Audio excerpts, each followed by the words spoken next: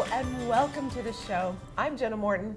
And I'm Tosh Taylor. And on today's episode, one of our favorite things to talk about are books. Yes. Jenna and I both love to read or listen to audiobooks as much as we possibly can. And we've brought in a local author today. We have Monique Ferguson in with us today. Thank you for being here. Thank you for having me. Now, welcome. we're pretty stoked because you gifted us your books Yes. before Yes, the absolutely. episode, so we got a chance to read them over. But I'm blown away by the fact of how quickly you've written like a trilogy, which I think is really impressive. But that's not where I want to start. Okay. I want to start with Monique, or M.A. Ferguson, if you're looking for her books. Tell us about you and where being an author all came from. Oh my God, it started, how long do we have? It started a long time ago, far in a land of Saint Joseph de Kent, where I grew up in, and we were a bunch of kids always up to no good, literally up to no good, because we were all up to our own devices. And we were always watching scary movies, and I always had my head in a book. I was always reading like Goosebumps, Are You Afraid of the Dark? I read them both French, English, because apparently that's what I do. And just having an overactive imagination helps a lot. It just stems from there. Like, it just really goes from there. I've started writing little short stories when I was young, just playing pretend. Like, you know, normal people will play with Barbies. I would play with things in my head that would just be like, oh my God, what happens if this happened? And I would just write it out, and the garbage would go. So I've written probably over hundreds of stories that just went in the trash, never to be seen light. And something happened. I was just like, why am I just throwing these in the garbage? Like, maybe other people are a little deranged like me that would love to hear these stories, and let's just do it and see where it lands. And I thought that was a good place to go in my older years. Yeah, because you were telling us off mic that like you were a nurse. Yes, I worked at the Georges Dumont, and I was an OR nurse, so I do bring some aspect into that. Sometimes when I talk about being in hospital settings in my books, I mean, it all comes from there as well, and you see a lot of crazy things when you're a nurse, so this is not far-fetched. For folks who haven't had the privilege of reading your stories yet, talk a little bit about the books in particular that you sent us to read, the books that are out in the world right now. So Blake and Turner, so my two female leads, because I am a female-driven woman, I just love that aspect of having a female. Sienna Blake is your typical socialite, married, who comes from wealth. And then you have Megan Turner, ex-military, RCMP rookie. They butt head, and I love to see that dynamic because a lot of good friendship comes with a yin and yang, right? Mm-hmm. So they become sort of friends, and then you see a friendship just kind of develop through the stories and how Megan will let her guard down a little bit, and Sienna just jumps for it. And I just love that story. I think it's like a little bit of big sister, little sister aspect of it. It's a beautiful friendship, and I'm just kind of loving these characters, I have to say, I really am. And I have to say that's something that came across to me in reading the books and following you on social media is you obviously have this very strong image of who these characters are and how you see them in the world. And it's funny listening to you now talk about what it was like for you growing up, because as you were talking and when I was thinking, when I was reading your work, I was like, this reminds me of when I was a kid. My hobby was to write character sketches. Right. I had like notebooks full of just like, I would create these characters and I would describe what they looked like and what their characteristics were and what they would do and then make them a friend. And it was like having imaginary friends, except you were writing. So it wasn't like you were a little kid with imaginary friends. Yeah, it is. It really is. And then you get to create other characters like Sienna's husband, Andrew. You get to put him a personality, Sienna's kids, and then Megan and her dog Ranger, and having him have his little personality. I feel like he steals the show constantly because in my head he's so cute. And just to see those like character just build, and then having people come to me because they read the second book and I've got so much hate over it. So I'm very sorry, everybody. But I did get a lot of hate over it, and that's okay. But I think I've written the third book. It's in editing.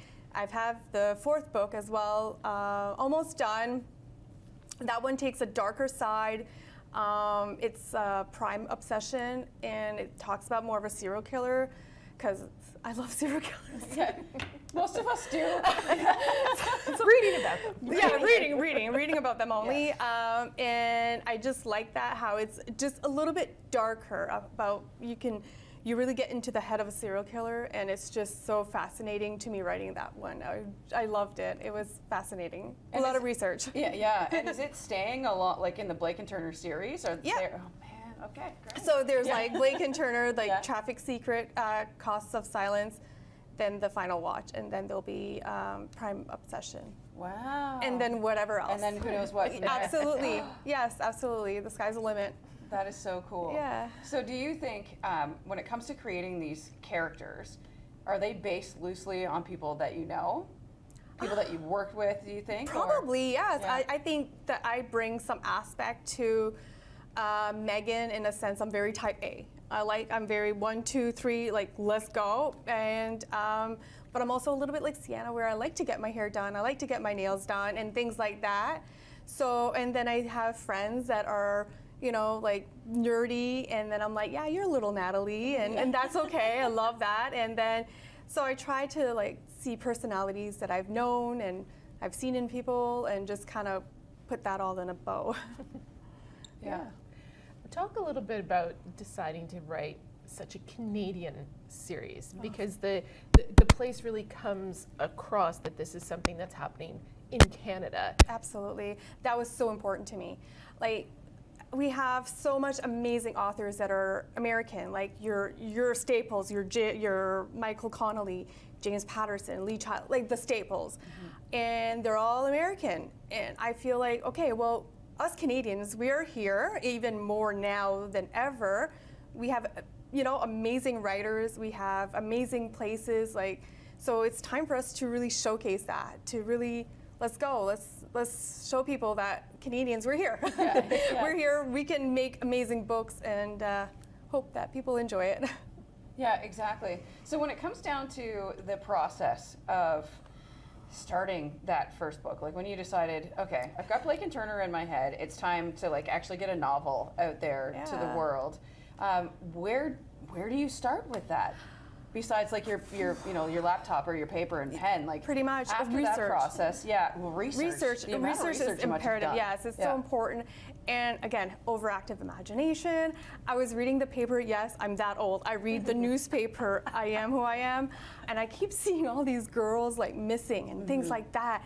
And I'm so crazy that I would clip these, and I'll be like, where are these girls? Like they don't just disappear. And then that kind of came to my imagination. I'm like, oh my God, they're being trafficked or something like that. So that story kind of self-developed, I guess. And that I just kind of wanted to bring attention to that, because this is real life. It's really happening. So I just kind of wanted to bring a little bit of attention to it. And my book is dedicated to all of the survivors out there and the women that were taken. So I think it's good to at least be aware of what's happening in Canada. Like we think, oh, Canadian, nothing happens here. That's not true. Like these things are super important. And I think it's so important that us women, we make sure that our voices are heard in that sense. So that story came really easy to me. It really came easy in the sense that's where I wanted to start. Like that was my foundation, was to do that. Okay, excellent. And then once you get the story going and you decide it's time to publish, like I can't imagine it's easy in Canada to publish a book. Well, self-published. So, okay. Yes, Yeah. I self-published my book, so you just go on Amazon. It's actually easy. It's an easy process to do. Okay. Making a book cover now, that's different. There's a lot of tears. I have a friend that is actually a graphic designer, and she came over, God bless her. She came over and spent hours with me, teaching me how to do it, what to look for, and all this, like these really finicky things. And I was just like, oh, thank Thank you. So now I'm doing my own book covers myself. You're literally doing everything. Yeah, from That's amazing. A to Z. Yes. Wow. Yeah. Holy. Talk a little bit about the reception. When you put it out in the world, that there was an actual physical book for people to pick up and read. Oh, the reception was amazing. Actually, I was surprised on people coming out that I haven't spoke to since forever. They were like, "Oh my God, I'm so happy. This is not surprising." Like knowing who they knew me. They were like, "I'm not surprised that you're writing a book." That So reception was absolutely amazing. It was really good. I was floored to say, yeah. That's amazing. I actually, when we started talking about you coming on the show, a friend of mine messaged me and she was like, "Did you get your hands on the books yet?" And I said, "Yeah." And they were like, "As soon as you're done, we have to debrief." Because she's like, "I took 2 days off of work to just sit and read them." Like, I was like, "Oh my God, really? Okay." I'm so happy. Yeah. I'm so, thank you. I was like, "That's really like the." Okay, That's dedication. That is dedication. That is dedication. And they obviously, she's like, as soon as I picked it up, like the first one, I couldn't put it back down. And so like she's patiently waiting for the next ones in the series. I know a lot of people are patiently waiting. It's coming, I promise. There's something happening. I'm in the works of something right now that I'm keeping kind of close to my chest, but as soon as I can, trust me, because I've been getting a lot of messages like, "Ooh, publish the book." I'm like, I am working on it. So, talk a little bit about how the process works for you in terms of getting from starting to actually having the book in your hands. You're talking about people are like, just hold on, we're almost there. What kind of timeline does it take you from start to finish, do you think? Different books, different timeline, I have to say. Anything, months, it could be months, because I'm the type of person, once I have an idea in my head, I work. After work, I am working on my book. The weekends, I'm working like 10 hours writing.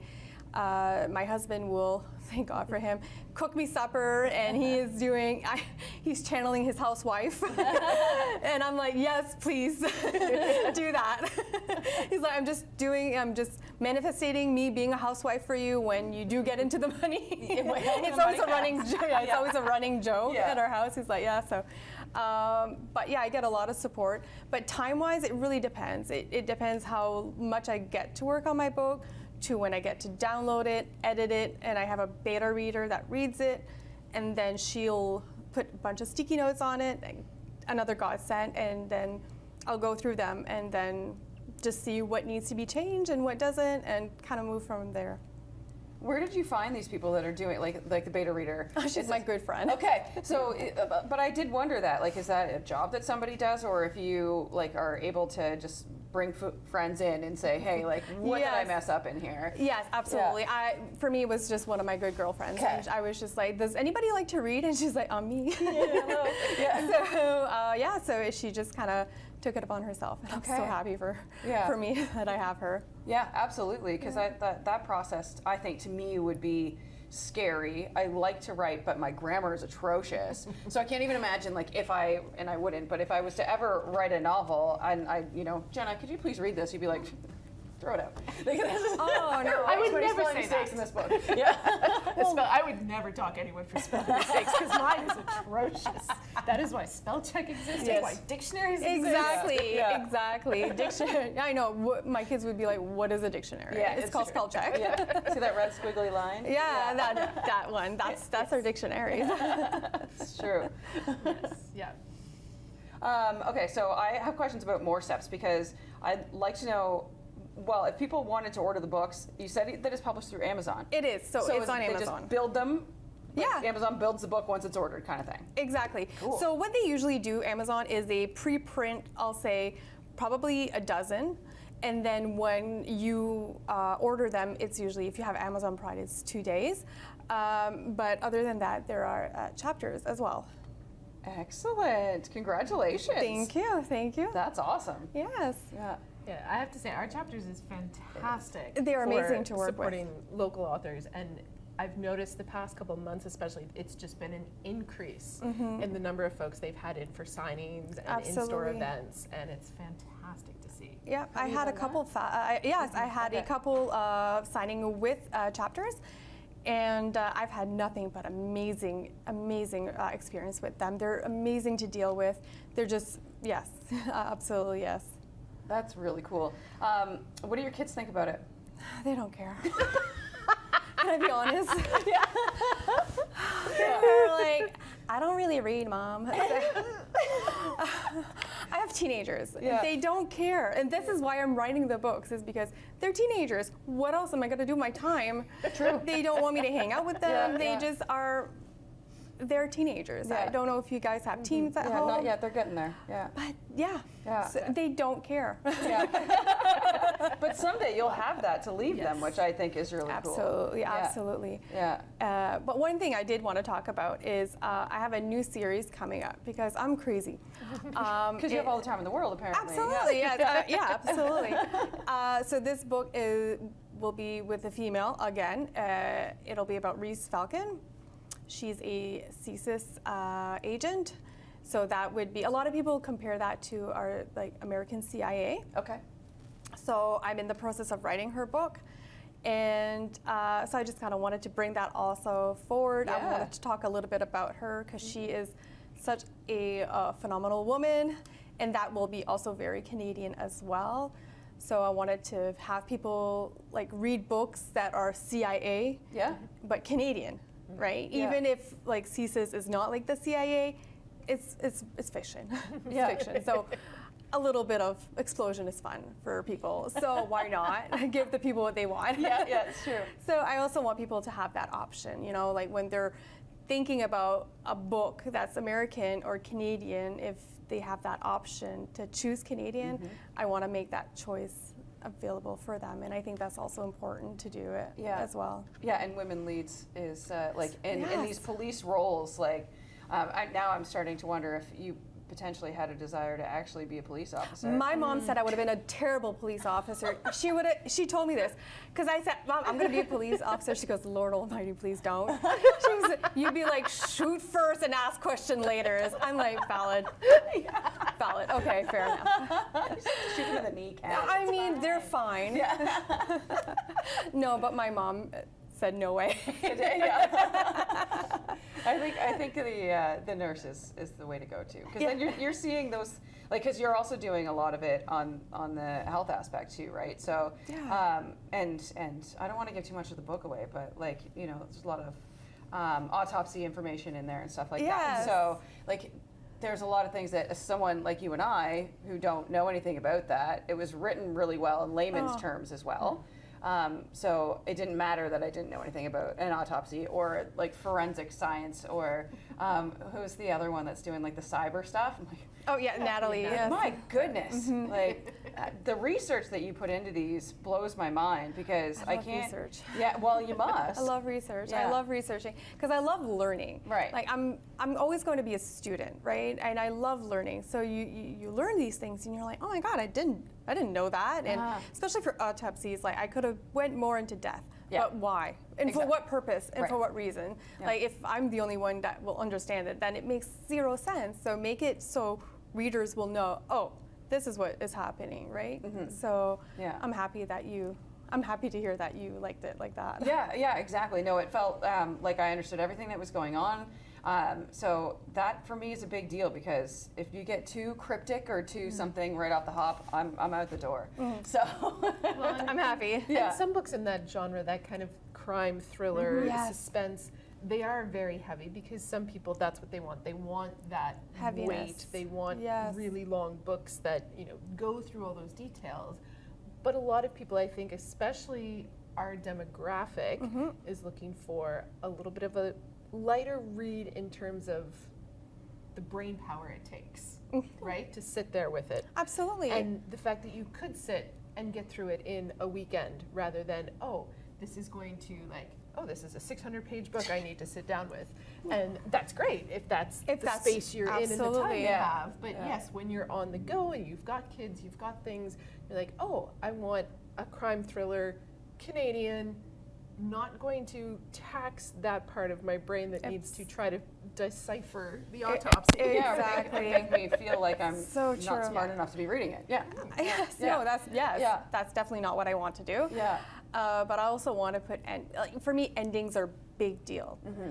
I love books that I have to read the last chapter because the ending totally messed me up. Yes. So that's what Yeah. I try to do with my books. I want to make you rethink everything you've read Yeah. with the ending. So I think that's super important as well when you're researching, when you're doing things. So yeah, there's a lot of talking about it with my husband, and I'm like, just hear me out because he's a sounding board, and I'm sure he doesn't listen half the time. It's fair. Yeah. Yeah. That's Sometimes fine. you just need to say it, Yeah. right? Say it, You're- yeah. Yeah. you're Because the if I one you're sit sounding alone off. in my basement just talking, I'm going to be committed. So at least if I'm talking about it with my husband, I mean, Yeah. he cannot listen, it's fine. Well, he's listening because he's prepared for you to make the big Man, bucks. I don't know. I don't know if he's listening because he read the second book and I told him the ending of the second book, but yet he was still mad at me. I'm like, dude, I told you what was happening. I told you the ending. Even he's giving you flack. I know. He was just like, yeah, but like I thought everybody was okay, and I'm like, apparently not. Did I ruin your life? I'm sorry. I'm sorry. I love that he reads them though. That's really cool. Yes, Yeah. yes, I make him. Full disclose. I'm his wife. I make him read it. That's okay too. Yeah. That's cute. Talk a little bit about what comes next. So you've got the third book Yep. Fourth almost coming out, Yes. fourth book underway, Yes. another series. Yes. What else? Do you think you're just going to continue with these characters in the series? Do For you now, have- yes. Okay. Because I have enough material. I have a little black book at home that is my secret keeper. I write all potential stories about it. I have like Blake and Turner, I already have the 5th book planned out. Okay. So I think there's a lot of material that I can write, and it's fun. Like for me, it has to be fun. I have to be passionate about it. So yeah, for now, I think those series will keep me busy for a very long time, and I hope that people will just enjoy it as much as I've enjoyed writing it. Yeah. That's amazing. We do have to wrap it up. So tell everybody, besides Chapters in Moncton, where you can pick up copies of the book. It's available on Amazon and at Chapters. Okay. And for now, that's it. But Yeah, that's fine. follow me on social. Yes. Monique Ferguson on Instagram, so Facebook, and TikTok. I don't really TikTok, but that's Monique Ferguson is pretty much where you'll find me. Yeah, excellent. She has very, very active social media. So you will get little glimpses of books. I love that you've designed like characters for them. I know. So when I'm reading it, I know exactly who, like I do love that. I so love doing that. I think you're doing a fabulous job. Keep us up to date with Thank what's you. going on. I can't wait to get into more of Blake and Turner, but now Reese too. So this is very exciting. Thank you. Thank you for having me. I appreciate it. Thanks for coming in, and thank you everyone for watching and listening. And we will be back again next week with a brand new episode.